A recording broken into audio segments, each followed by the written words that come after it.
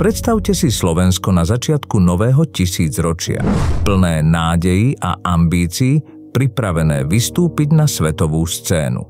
V tomto duchu vznikol Sky Europe, letecká spoločnosť, ktorá mala byť hrdým vlajkonosičom našej krajiny. S veľkými plánmi a ešte väčšími snami sa odvážila prekročiť hranice, aby spojila Slovensko s Európou a celým svetom. Teraz si spomente, leteli ste niekedy zo Sky Europe? Zažili ste tú vzrušujúcu atmosféru na palube, kde sa snívalo o ďalekých destináciách a nových horizontoch? Dnes sa pozrieme na príbeh neslávne známej aerolinky, ktorý začal ako symbol národného úspechu, no postupne sa ocitol v turbulentných vodách, kde sa snaha stretla s neúprosnou realitou. Tento príbeh nám ukazuje, ako rýchlo sa môžu meniť osudy. Od vznešených snov až po nevyhnutný pád, ktorý zanechal v srdciach Slovákov hlboké stopy. Sky Europe Airlines. Odlepte sa. Založená v roku 2001 s finančnou podporou Európskej banky pre obnovu a rozvoj, aerolinka Sky Europe sa javila ako sľubný nízkonákladový letecký dopravca vo východnej Európe. Hoci niektorí ľudia kritizovali myšlienku umiestniť leteckú spoločnosť na letisko v Bratislave, jeho umiestnenie malo zmysel z niekoľkých dôvodov.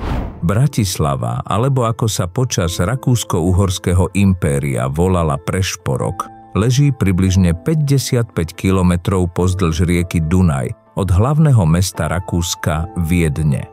Bratislava má široký dosah. Medzinárodné letisko vo Viedni, ktoré sa nachádza v dedine Švechat, je vzdialené 62 kilometrov od Bratislavy, pričom medzi oboma letiskami existuje vynikajúce cestné spojenie.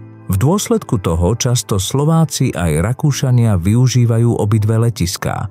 Okrem toho, vzhľadom na polohu Bratislavy, môžeme považovať aj mesto Brno v Českej republike za súčasť dosahu bratislavského letiska, rovnako ako maďarské hlavné mesto Budapešť. Všetky 4 krajiny, Rakúsko, Česká republika, Maďarsko a Slovensko, sú členmi Európskej únie, čo umožňuje ich občanom cestovať bez hraníc. Sky Europe zahájila svoju prevádzku 13. februára 2002, kedy 30-miestne turbovrtuľové lietadlo značky Embraer vykonalo vnútroštátny let medzi Bratislavou a medzinárodným letiskom Košice na východnom Slovensku. Dňa 27.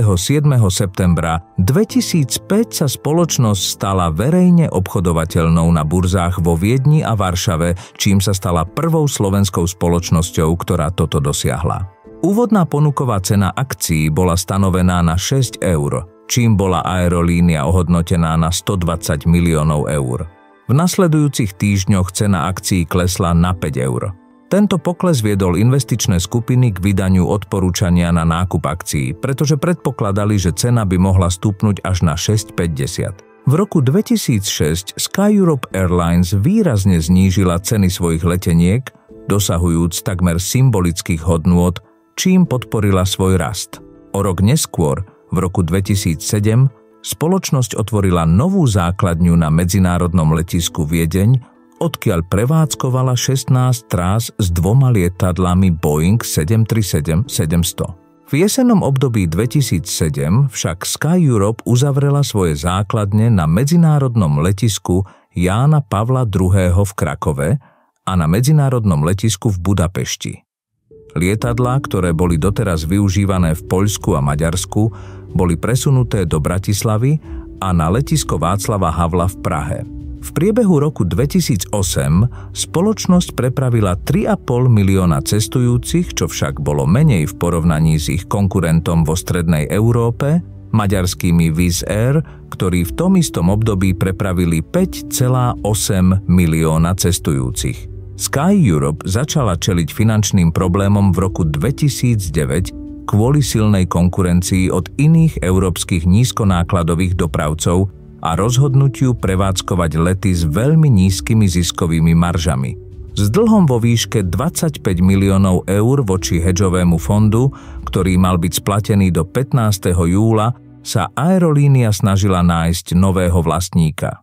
už na začiatku roku vrátila 6 prenajatých lietadiel Boeing 737 spoločnosti GECAS. V auguste 2009 bolo Sky Europe zakázané operovať vo Viedni kvôli nezaplateným pristávacím poplatkom, čo viedlo k tomu, že všetky ich lety boli následne prevádzkované z Bratislavy. 31. augusta 2009 letecká spoločnosť pozastavila všetky svoje lety, čo malo za následok, že cestujúci z celej Európy zostali bez možnosti návratu. Ryanair, írska nízkonákladová letecká spoločnosť, využila túto situáciu a oznámila, že ponúkne týmto cestujúcim jednosmerné lety za paušálny poplatok 25 €. Letecká spoločnosť, sľubná hviezda na oblohe, nikdy nezaznamenala zisk. Ako sa blížil marec 2009, Sky Europe sa topil v dlhoch, s vlastným kapitálom v mínuse a záväzkami, ktoré boli až dvojnásobkom ich majetku. Akcie spoločnosti, ktoré kedysi stáli 6 €, padli na dno na smiešnych 20 centov. Nedokázali zaplatiť ani sociálne poistenie svojich zamestnancov a dlh vyrástol z €1 000 000 na obrovských 3,1 milióna. K tomu všetkému Sky Europe sa ocitla v technickom nedostatku na pôžičke od Bank of Scotland. V roku 2008 sa objavili pochybnosti o tom, či spoločnosť vôbec môže prežiť. Dokonca nedokázali zverejniť auditované výsledky, čo len zhoršovalo situáciu. V júni 2009 sa snažila o zázračný obrat. Žiadala o ochranu pred bankrotom. Ale ani to im nepomohlo. 1. septembra 2009 príbeh Sky Europe skončil bankrotom. A v marci 2010 sa ukázalo, že dlhy firmy boli obrovské, dosahujúce 180 miliónov €, zatiaľ čo ich aktíva boli len zlomok tej sumy. Flotila Sky Europe bola nielen srdcom jej operácií, ale aj symbolom elegancie na oblohe. Spoločnosť sa pochválila rôznorodou zbierkou lietadiel, ktoré neboli len technologickými skvostmi, ale stali sa aj plátnami pre umenie a krásu.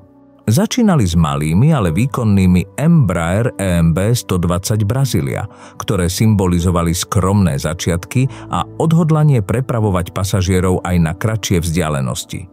Avšak pravou hviezdou flotily sa stali lietadlá Boeing, modely 737-500, 700 a 300. Tieto lietadlá, známe pre svoju spoľahlivosť a pohodlie, boli výkladnou skriňou Sky Europe na cestách po Európe.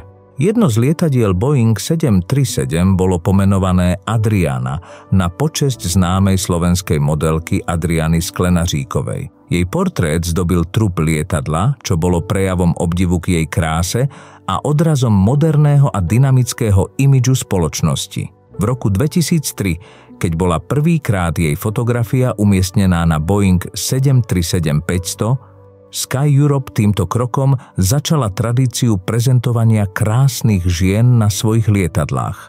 Tento krok zdôraznil ich snahu spájať cestovanie s eleganciou a štýlom.